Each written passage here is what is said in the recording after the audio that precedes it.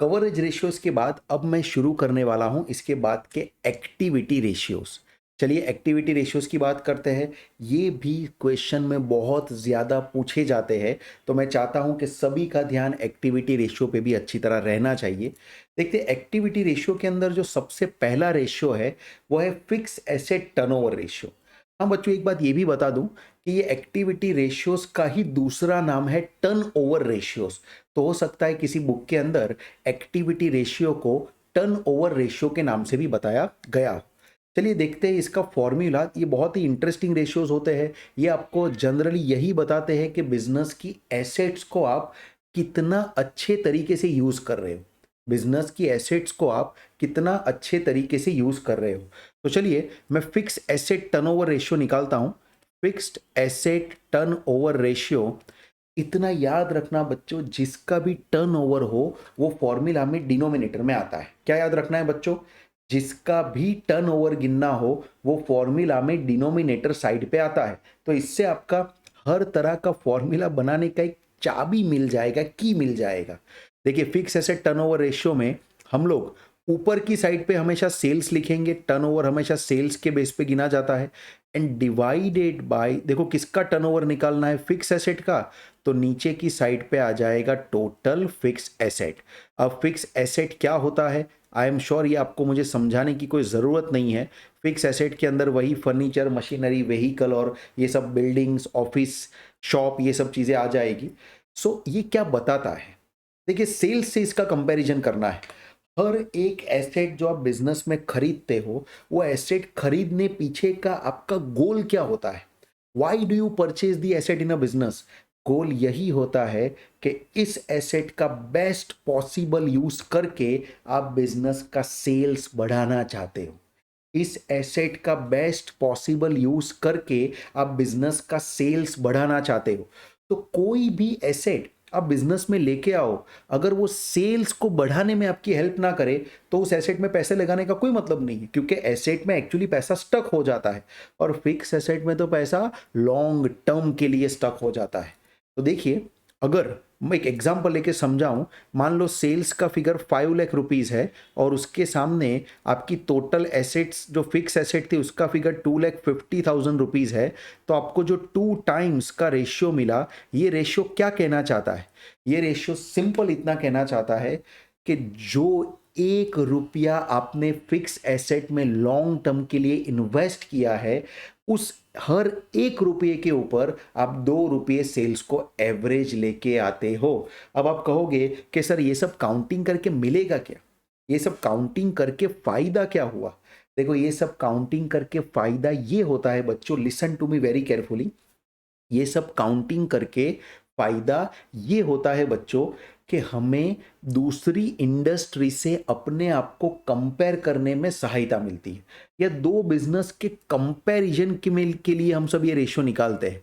देखिए हम अगर अपने बिजनेस का 2 साल का कंपैरिजन करें तो भी चलेगा, या तो दो बिजनेस का कंपैरिजन करें तो भी चलेगा।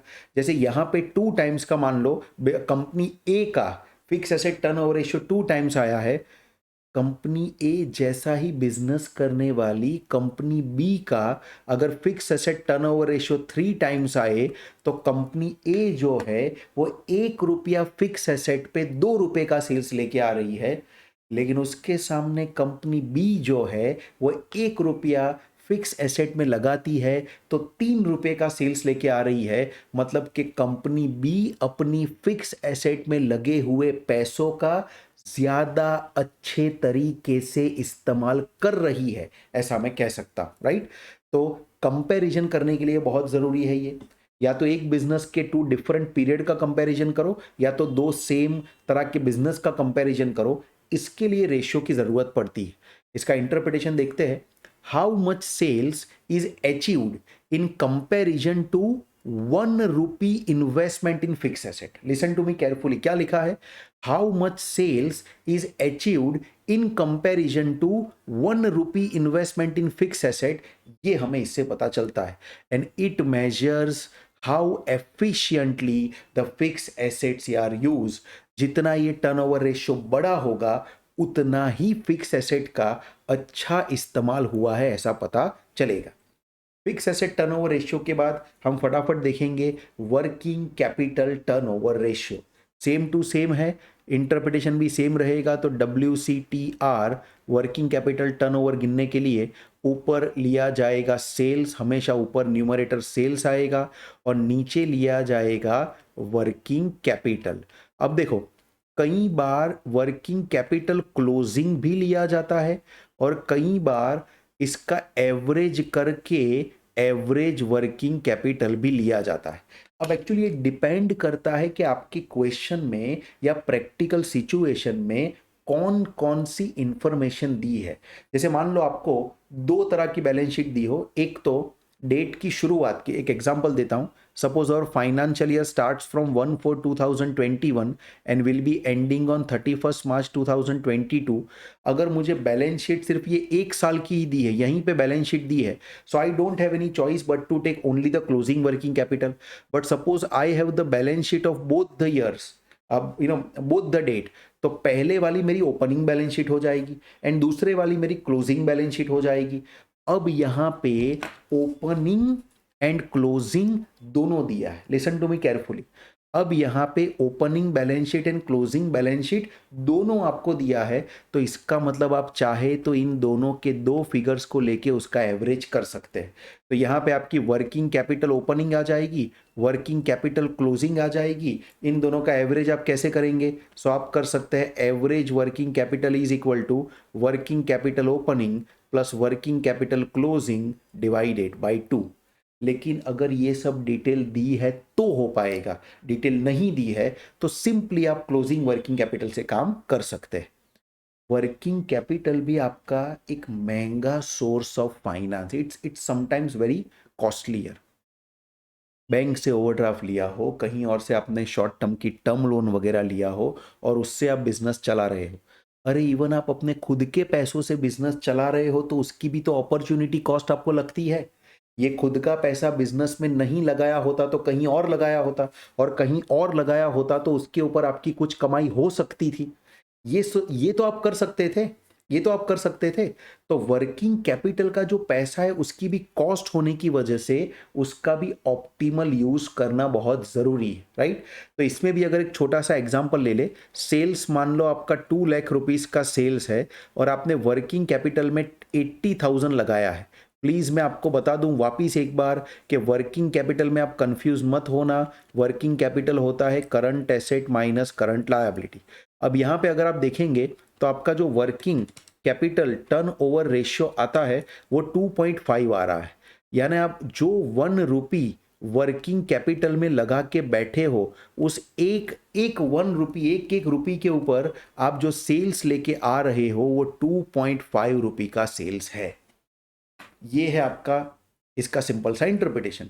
How much sales is achieved in comparison to 1 rupee investment in working capital. This shows how efficiently और how optimally you are using your working capital investment. दो तीन बिजनेस को कंपेयर करने के लिए भी, या दो तीन बिजनेस कैसे अपनी वर्किंग कैपिटल का यूज कर रहे हैं ये सिखाने के लिए भी आप वर्किंग कैपिटल रेशियो को कंपेयर कर सकते हो। वर्किंग कैपिटल टर्नओवर के बाद एक बहुत ही इंटरेस्टिंग एंड बहुत ही ज़्यादा इंपॉर्टेंट ऐसा टर्नओवर रेशियो आपके पास आया है जिसे कहते हैं स्टॉक टर्नओवर रेशियो। पहले इसका फॉर्मूला लिखते हैं। Stock turnover ratio STOR is equal to, आपको ऊपर लेना है इस बार COGS यानी कि कॉस्ट ऑफ गुड्स सोल्ड, और नीचे यहां पे आ जाएगा स्टॉक। अब ये स्टॉक दोनों तरह का हो सकता है। अगर आपको मिलता है एवरेज करने का मौका, यानी कि आपको अगर ओपनिंग एंड क्लोजिंग स्टॉक दोनों की डिटेल दी है तो उसका आप एवरेज कर सकते हो। लेकिन अगर दोनों की डिटेल नहीं दी है तो आपको क्लोजिंग स्टॉक लेना है। मैं लिखता हूं COGS का मीनिंग क्या होगा। COGS का मीनिंग आप जानते ही हो, वैसे ये होता है कॉस्ट ऑफ गुड्स सोल्ड। और कॉस्ट ऑफ गुड्स सोल्ड कैसे आएगा अगर क्वेश्चन में दिया ना हो तो, ये आता है आपका ओपनिंग स्टॉक जो होता है उसका valuation plus purchase, opening stock plus आपको बिजनेस का परचेज लेना है और उसमें से क्लोजिंग स्टॉक को माइनस करना है जो मिलेगा वो आपका कॉस्ट ऑफ गुड सोल्ड होगा। और एवरेज स्टॉक अगर आपको करना है तो आप कैसे कर सकते हो ये भी मैं आपको बता दूं। एवरेज स्टॉक लाने के लिए आपके पास opening stock plus closing stock दोनों की डिटेल होनी चाहिए, और दोनों को ऐड करके अगर आप डिवाइडेड बाय 2 कर दोगे तो क्लोजिंग स्टॉक का एवरेज स्टॉक मिल जाएगा। अगर आपके पास एवरेज स्टॉक की डिटेल नहीं है तो आपको क्या करना पड़ेगा, क्लोजिंग स्टॉक पे गिनना पड़ेगा। Doesn't matter. कभी कभी क्या होता है बच्चों, रेयर केस में, बच्चों और वाला एक अल्टरनेट फॉर्मूला लिखता हूँ। कभी कभी रेयर केस में ऐसा होता है कि आपको कॉस्ट ऑफ गुड्स सोल्ड लाने के लिए भी ये परचेज की या ओपनिंग स्टॉक की डिटेल नहीं होती। तो अगर ऐसा हुआ, देखो 99% केस में, और मैं तो कहता हूं जहां जहां मेरा सीओजीएस मिलता हो वहां पे सीओजीएस वाला ही फॉर्मूला लगाऊंगा। बट कभी कभी सीओजीएस ना मिल पाए क्योंकि ये परचेज वगैरह की डिटेल नहीं होती, तो हमें ये सेम चीज सेल्स के बेस पे भी गिननी पड़े तो गिननी है। सेल्स के बेस पे भी अगर गिननी पड़े तो हम गिनेंगे। तो याद रखना, दो तरह के फॉर्मूला मैं आपको दे रहा हूं। व्हाइट वाला फॉर्मूला फेवरेट है मेरा, वही हमें ज़्यादातर लगाना है। आईसीएआई ने भी वही लगाया है। बट अगर आपको ये सब इंफॉर्मेशन ना मिले तो आप sales divided by average stock का फॉर्मूला भी लगा सकते हैं। देखिए ये क्या बताता है, टर्न ओवर, मतलब कि हमारा स्टॉक आया और जाके वापस, देखो पहले कैश था, कैश में से स्टॉक बना, स्टॉक में से डेटर बना, डेटर में से वापस कैश बना। ये साइकिल कितनी बार घूमती है मैं आपको समझाता हूं। देखो बात समझना, कैश था, कैश में से हमने स्टॉक बनाया, गुड्स खरीदा, गुड्स खरीद के उसको बेचा तो उसमें से डेटर्स क्रिएट हुए, और डेटर्स ने आपको पैसा दिया तो वापस कैश क्रिएट हुआ। ये एक cash to cash trading cycle है। I am sure you understand, this is cash to cash trading cycle. ये cash to cash trading cycle आपकी कितनी फास्ट घूम रही है, ये cash to cash trading cycle आपकी कितनी फास्ट घूम रही है, ये बताता है आपका स्टॉक टर्नओवर रेशियो, कि कितनी बार आपका स्टॉक कैश में से कैश, कैश में से कैश बनता है, राइट। ये साइकिल की जो स्पीड है वो आपको स्टॉक टर्नओवर रेशियो बताता है। तो it shows how many times stocks are purchased and sold during the year. Purchase किया, सेल किया, वापिस कैश मिला, वापिस परचेज किया, सेल किया। बिजनेस में एक का एक पैसा ही तो आप बार बार घुमाने का काम करते हो बच्चों। बिजनेस में एक का एक पैसा ही तो आप बार बार घुमाने का काम करते हो बच्चों, right. Faster turnover means better utilisation of the working capital and better profitability. आप जितना फास्ट स्टॉक का टर्नओवर लेके आ सकते हैं उतना ही आप अपनी कैपिटल को ज़्यादा टाइम्स यूज़ कर सकते हैं, और जितनी ज़्यादा टाइम्स यूज़ करोगे उतना ही आपका कम मार्जिन प्रॉफिट होगा ना, तो भी बिजनेस ओवरऑल रिटर्न बहुत अच्छा देगा। अगर कम मार्जिन प्रॉफिट होगा ना तो भी बिजनेस रिटर्न बहुत अच्छा देगा। एक एग्जांपल देके समझाता हूँ। कई बार बच्चों हम शॉपिंग करने के लिए जाते हैं। मान लो मैं शूज़ की शॉपिंग करने के लिए गया और मैंने शू के वेंडर को कहा कि ये जोड़ी मुझे पसंद है, बोलो कितने की है। मुझे कहा गया कि सर ये 1200 की जोड़ी है, आप लेके जाइए। मैंने कहा कि ऐसा ही सेम जोड़ी मुझे दूसरे कलर में भी अगर चाहिए और मैं 2 जोड़ी खरीदूं तो बोलो डिस्काउंट क्या मिलेगा।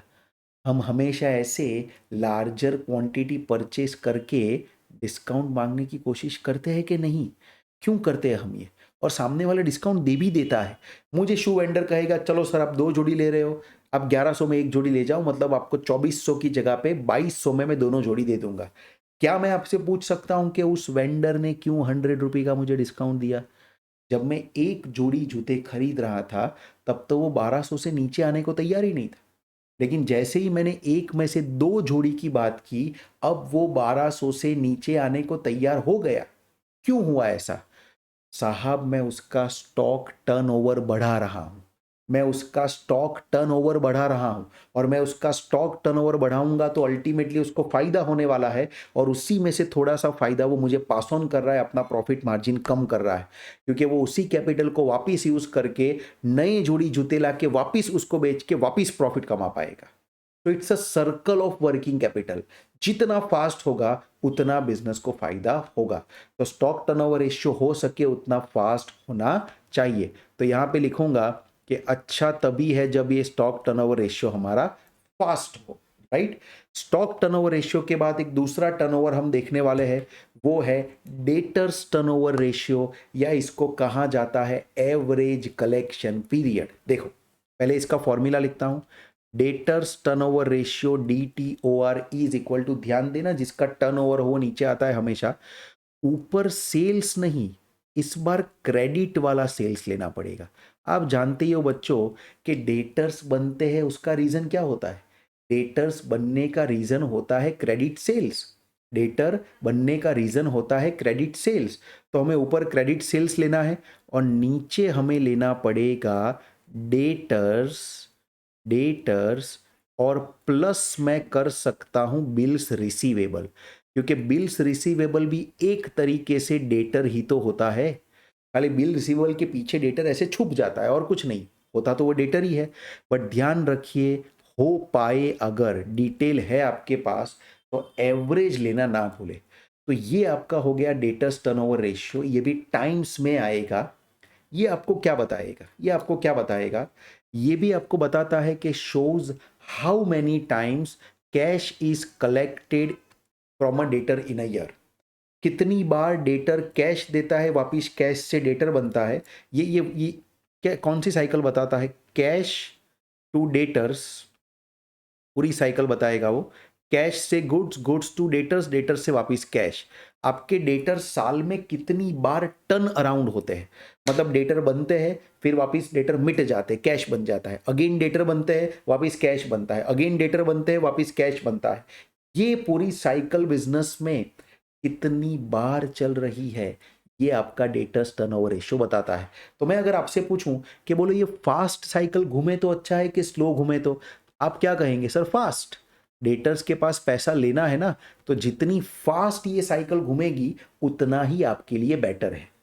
बच्चों ये जो डेटर्स टर्नओवर रेशियो हमने गिना ना, ये debtors turnover ratio in times है, मतलब साल में कितनी बार टर्नओवर होगा, साल में कितनी बार टर्नओवर होगा, ये बताता है आपका टाइम्स वाला रेशियो। अब हमें डेटर्स टर्नओवर दूसरा भी गिनना है, डेटर्स टर्नओवर रेशियो, राइट, इसको मैं डेज में गिनना चाहता हूं, डेज, या इसी को हम क्या कहते हैं, इसी का जो दूसरा नाम है वो है ACP, यानी कि एवरेज कलेक्शन पीरियड। देखो इसमें क्या होगा, टाइम्स वाला जो रेशियो है उसी रेशियो को मैं 365 को, या जितने भी दिन मुझे मानने हैं, अभी एक साल में 365 दिन हम मानेंगे, सो मैं अगर 365 को, जैसे मान लो ये हमारा 10 टाइम्स आया, एक बार ऐसे समझेंगे ना तो आपको आइडिया आएगा, एक पे एक फॉर्मूला फ्री वाला बात है यहाँ पे। 10 टाइम्स मान लो हमारा रेशियो आया, अगर मैं इसको डेज में कन्वर्ट करना चाहूँ तो नेचुरली मुझे क्या करना चाहिए? 365 पूरे साल में है और 10 बार टर्नओवर होता है, मतलब 36.5 डेज में एवरेज मेरा पैसा आ जाता है। 36.5 डेज में एवरेज मेरा पैसा आ जाता है। आई एम श्योर ये कॉमन सेंस आप समझते हैं। देखो हुआ क्या, 365 के नीचे मुझे 10 लिखना पड़ा और वो 10 आया था इस फॉर्मूला से, वो 10 आया था इस फॉर्मूला से। तो इसका सिंपल मीनिंग क्या हुआ कि मुझे 365 डिवाइड बाई ये पूरा फॉर्मूला करना है ना, 365 डिवाइड बाई ये पूरा फॉर्मूला करना है। तो अल्टीमेटली मेरा फॉर्मूला दिखेगा कैसे? Try to understand. ये average of debtors and bills receivable जो है वो ऊपर की साइड पे आ जाएगा। I hope you understand my point. Divided by हो जाएगा क्रेडिट सेल्स, डिवाइडेड बाय हो जाएगा क्रेडिट सेल्स, और इनटू हो जाएगा 365। ये देखिए बच्चों आपका डेटर्स टर्नओवर रेशियो इन डेज वाला फॉर्मूला बन गया, या एवरेज कलेक्शन पीरियड का फॉर्मूला बन गया। मेरी बात आप ध्यान से ये जरूर सुनिए, ध्यान से ये जरूर सुनिए कि ये जो एवरेज कलेक्शन पीरियड है ना, वो जितना लो हो वो आपके लिए अच्छा है, राइट?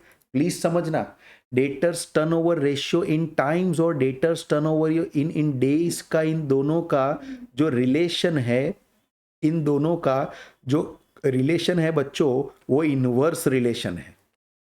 इन दोनों का जो रिलेशन है वो इनवर्स रिलेशन है। जैसे ही आपका debtors turnover ratio in times बढ़ेगा ना, वैसे ही आपका एवरेज कलेक्शन पीरियड कम होगा। तो कॉमन सेंस लगाए, एवरेज कलेक्शन पीरियड कम होना अच्छा है या एवरेज कलेक्शन पीरियड ज्यादा होना अच्छा है? नेचुरली बिजनेस में एवरेज कलेक्शन पीरियड जितना कम होना उतना अच्छा है।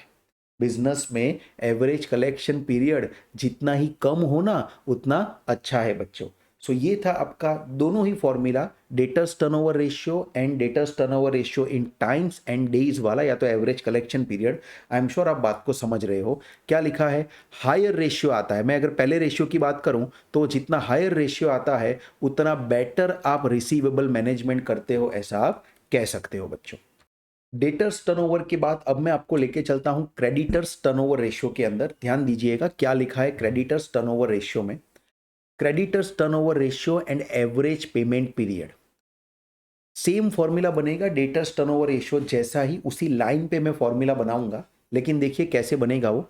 मैं लिखता हूं क्रेडिटर्स टर्नओवर रेशियो, नेचुरली पहला जो है वो टाइम्स में मैं गिनने वाला हूं, राइट। यही अपना मेन रेशियो होता है, फिर उसको डेज में कन्वर्ट कर सकते हैं। क्रेडिटर को याद करते ही आपको कौन याद आता है, आपको क्रेडिट परचेज याद आता है। ध्यान रखना, डेटर में क्रेडिट सेल्स था, वैसे ही इसके अंदर आएगा क्रेडिट परचेज, और इसको आपको डिवाइड करना पड़ेगा, इसको डिवाइड करना पड़ेगा क्रेडिटर्स प्लस क्या आएगा बच्चों, बिल्स पेएबल, क्योंकि बिल्स पेएबल भी एक तरीके से हमारा लायबिलिटी है, शॉर्ट टर्म में चुकाना है। और अगर हो सके डिटेल आपके पास ओपनिंग एंड क्लोजिंग बैलेंस की हो तो इसका एवरेज करना है। हर जगह एवरेज करना कंपलसरी नहीं है, क्योंकि एवरेज करने के लिए हमारे पास ओपनिंग एंड क्लोजिंग दोनों की डिटेल भी तो होनी चाहिए। अगर दोनों की डिटेल ही हमारे पास नहीं होगी तो हम कभी भी एवरेज नहीं कर पाएंगे। तो एवरेज करना ऑप्शनल होता है, ये आपको ध्यान रखना है। इससे जो आपको मिलेगा वो creditors turnover ratio in times मिलेगा। अगर मुझे इसी क्रेडिटर टर्नओवर रेशियो को डेज में कन्वर्ट करना हो तो क्रेडिटर टर्नओवर रेशियो इन डेज अगर मैं काउंटिंग करना चाहूं तो ये मेरा रेशियो क्या होना चाहिए। अब यहाँ पे आपको मालूम है ना कि 365 को इस रेशियो से डिवाइड करना है, तो मैं यहाँ पे फॉर्मूला उल्टा ऐसे लिख दूंगा, आप समझ सकते हो। आगे मैंने आपको डेटर्स टर्नओवर में इसका मैच समझाया है। मुझे करना पड़ेगा average of creditors, average of creditors plus bills payable, right. और इसको डिवाइडेड बाय मुझे करना पड़ेगा, इसको डिवाइडेड बाय करना पड़ेगा मुझे क्रेडिट परचेज से, और इसको मल्टीप्लाई करना पड़ेगा 365 से।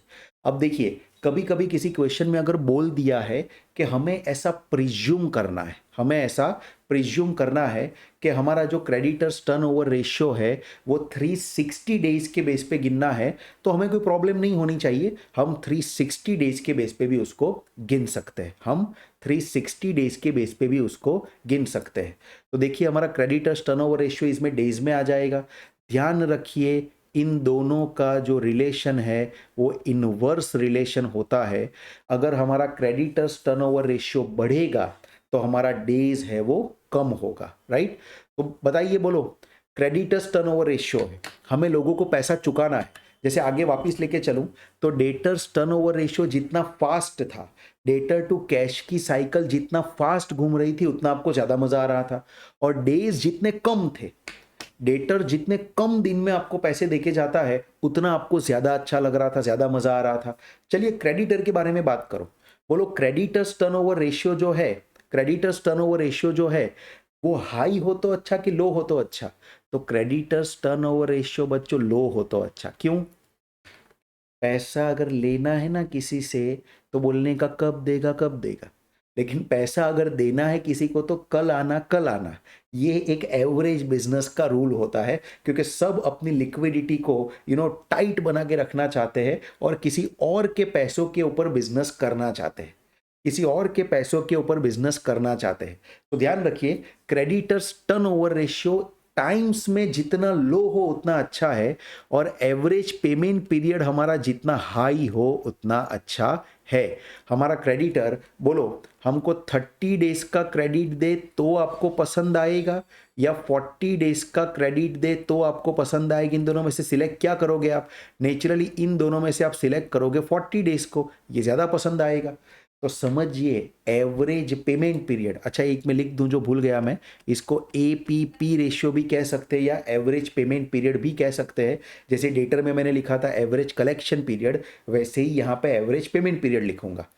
अगर आपको आपका क्रेडिटर 30 डेज की जगह पे 40 डेज का क्रेडिट पीरियड देना शुरू कर दे, तो बोलो बच्चों आपको पसंद आएगा कि नहीं आएगा? एब्सोल्युटली पसंद आएगा, एब्सोल्युटली पसंद आएगा। तो कहने का मतलब आपका क्रेडिटर्स टर्नओवर रेशियो जितना जितना लो है टाइम्स में, उतना ही आपका एवरेज पेमेंट पीरियड हाई आएगा। तो दोनों का इनवर्स रिलेशन ही आपको समझना है। चलिए इसका इंटरप्रिटेशन एक बार पढ़ते हैं, क्या लिखा है। It shows how many times cash is paid to creditors in a year. कितनी बार आप कैश पे करते हो ये टाइम से पता चलता है। And high ratio means creditor are giving low credit period. ये जितना हाई रेशियो आएगा, ये क्रेडिटर्स टर्नओवर रेशियो जितना हाई आएगा, उतना आपका क्रेडिट कम है ऐसा माना जाएगा, राइट। सो ये मैं आपको समझा चुका हूं। प्लीज शांति से इसको और एक बार आप समझने की कोशिश कर सकते हैं। देखिए सिर्फ मेरे एक्सप्लेनेशन देने से काम आसान नहीं होता है। आपको वीडियो को पॉज करना है, ब्लैक बोर्ड पे लिखी हुई चीज़ों को आपकी नोटबुक में लिखना है, उसको आपको सोचना है कि सर एक्चुअली क्या कहना चाहते हैं। तो ये रेशियोज आपको ज़्यादा अच्छे तरीके से सेंस कर पाएंगे बच्चों। तो इसी के साथ हमारे जो एक्टिविटी रेशियोज होते हैं या जो टर्नओवर रेशियोज होते हैं, वो इस वीडियो में यहाँ पे ख़त्म होते हैं बच्चों।